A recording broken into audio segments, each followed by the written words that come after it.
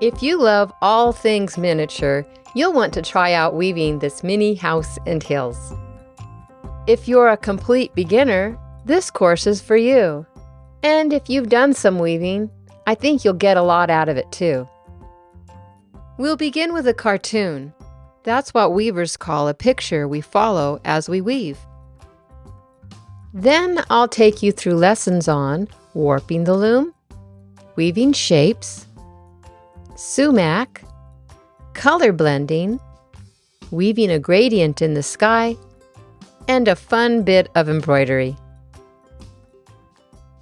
I guide you through each step, and all of the materials needed can be purchased in my shop.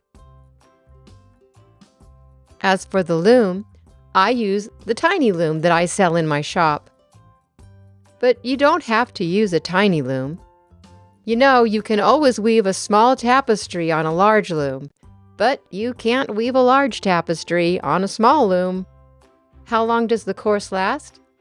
Well, there's no time limit, and you can go through the lessons at your own pace, as quickly or slowly as you want. If you have questions as you go through the course, you can contact me, and I'm happy to help. My hope is that you'll fall in love with weaving, just as I have, and you'll find your own path, beginning with this course.